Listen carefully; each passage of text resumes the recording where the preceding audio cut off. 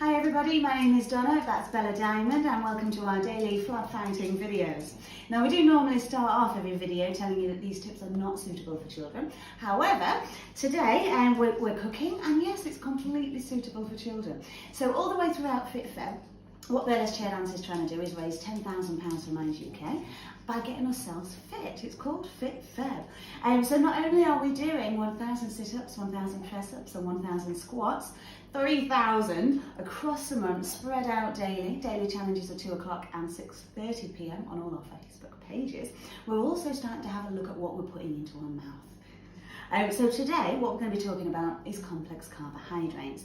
Now, we've spoken about lots of different types of complex carbohydrates, and today we're going to talk about rice. Now, rice is a grain, and you know what? Yes, it is good for you, but it is a complex carbohydrate. So thinking back to complex carbohydrates, we've got rice, we've got pasta, we've got anything made of flour, that's cake, biscuit, bread, pasta and potatoes. So rice itself is a complex carbohydrate. Now when you eat complex carbohydrates, the first thing your body does is turn it into glucose, sugar. Now your body is then going to use that as energy throughout the day, throughout your workout, and it's going to be burning it off. Now, when you do not burn off all of those complex carbohydrates, which you will not, that sugar, the glucose that your body's turned it into, will be stored immediately as fat.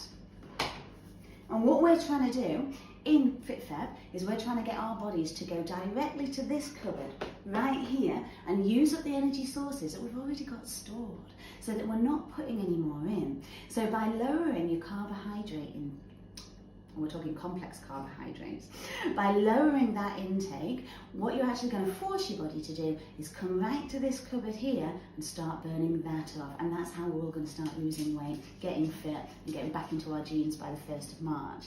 So we're talking about rice today. Now, I want to try and encourage you to swap from rice and try a different grain. And the grain we're going to talk about today is called quinoa. Now, quinoa, and it does it, you just have a look at how it's actually spelled.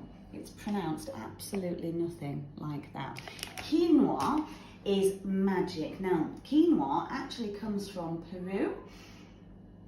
Really? True? It's true. Same as Paddington Bear, deepest, darkest Peru.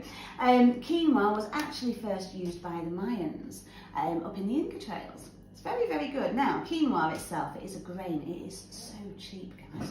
This bag of quinoa cost me 50p. It's cheaper than rice, okay? Now, a lot of people don't use it and cook with it because they've not got a clue what it is. So that's what I'm going to do with you today. Quinoa is a grain. Quinoa is not a complex carbohydrate. Quinoa is a 100% pure protein. Just like meat and eggs and fish, it is protein. It is not a complex carbohydrate. Now, quinoa by itself, it doesn't taste that great. Well, it doesn't actually taste of anything. It's a grain and it is so versatile. You can put it in literally everything. So the first thing that we're going to do is talk to you about how do you cook it, okay? Obviously the instructions are on the side of the label, guys. First thing you need to remember is, before you cook your quinoa, you have to use a sieve and you've got to wash it under the tap or it will go nasty. When you're actually cooking it, if you don't add anything to it, it's not going to taste of anything at all. So there's no way that your kids can turn around and go, don't eat that tastes dirty.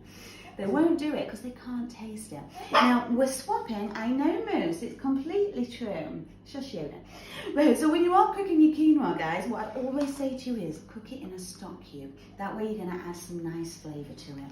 So Claire's going to come and zoom in. This is one I prepared earlier, and it is Blue Peter style. Now, I use a chicken stock cube because I'm not vegan. No. If you are preferring not to have the meat, you can do it with anything. Beef stock cubes, you can use vegetable stock cubes, fish stock cubes, it doesn't matter. Or you can cook it plain.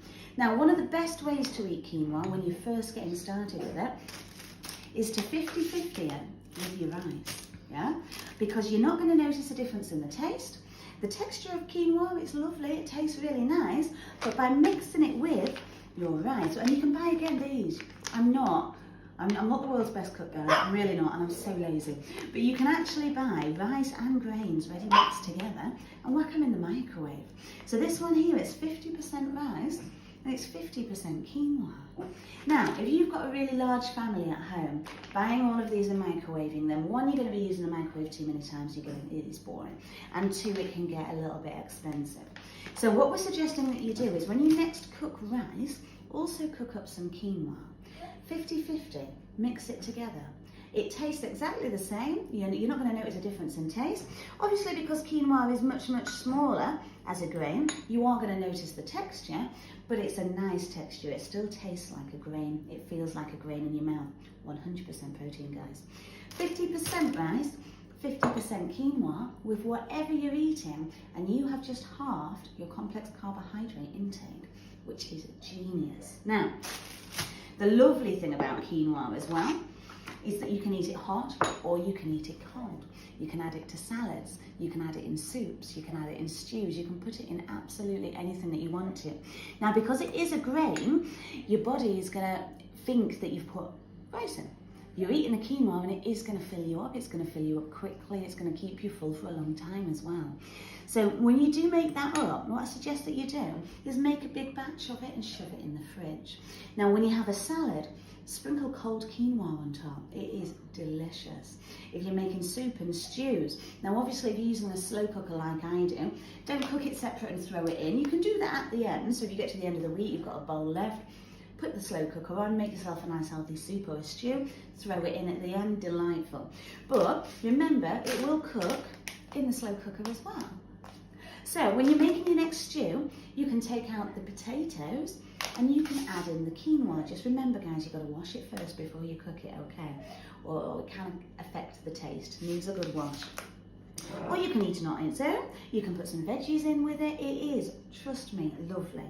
But on its own, it doesn't really have a taste. Use a stock cube or just start adding it to things that you're cooking. So the whole point is to halve your complex carbohydrate intake.